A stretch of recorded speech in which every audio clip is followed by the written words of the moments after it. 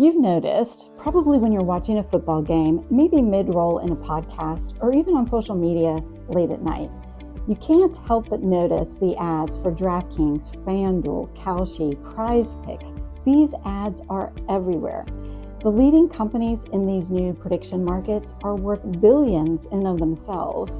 And when you roll it up, the estimates that are being spent on sports betting and prediction market is also in the billions of dollars of advertising to attract consumers.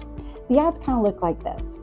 Bold graphics, influencers talking about life-changing wins, and there's a promo code with a timer that says risk-free first bet. Now think about this. These companies in sports betting and prediction markets are going after your customers' share of wallet. Are those dollars discretionary dollars? Are they investment dollars? And what's the psychology of why these markets are exploding? That's the question we're going to dig into today. Our data shows that these types of sports betting platforms and prediction markets have actually become fairly mainstream, especially with Gen Z males. Now, with the billions of dollars being spent in advertising, it's probably not too surprising. But if you're not familiar with these types of platforms, let me just break it down for you really quickly. There's basically three big platforms. The first is basically a sports book. Those are the ones like DraftKings, FanDuel, and others like that. The next is called Sports Picks. Think of that as like fantasy football. And that's where brands like Prize Picks actually reside. The last is actually very different, which is called prediction markets. And that's where Kalshi and Polymarket live. Now, think about this, is that in many states, these types of programs aren't even really legal, but people are still finding ways to participate in them. Let's take a look at the data. We're going to compare total U.S. consumers versus Gen Z males. And this data is going to be past 3 months participation. So the first thing we're going to look at is traditional sports books. That's things like DraftKings, FanDuel, etc. And you can see that almost 3 in 10 Gen Z males are using that in the past 3 months compared to the total US. The next is kind of fantasy sports, and think brands like Prize Picks. And you can see that it's 24% of Gen Z males, again, much lower for the total US. And then the last one is prediction markets, and that's things like Kalshi and Polymarket.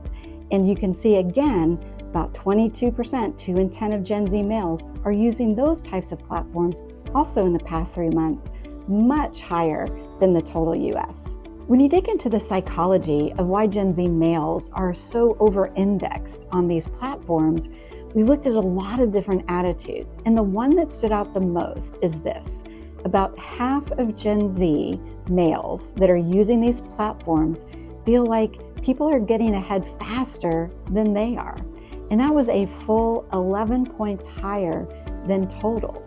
So they're using these, Gen Z males are using these platforms as a way to catch up because they're feeling like they're being left behind. So let's take a step back. I just talked about how Gen Z over-indexes in participation, but I wanted to look at the big picture of overall who is using sports betting platforms and prediction markets. Half of them tend to be millennials, but 2/3 are male. But let's dig into the psychology of the people that are using these platforms versus total. These are the top 3.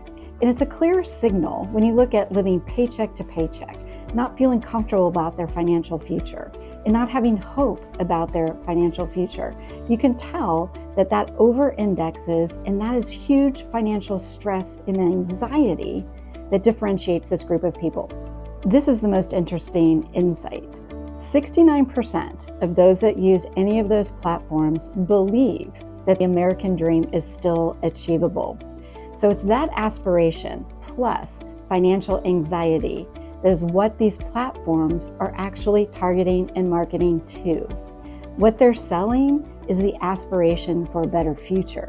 So what's the so what, now what? You have a meaningful group of consumers that believe that the American dream is still alive, yet they're still facing financial stress and anxiety. In the prediction markets, in the sports betting markets, they know this.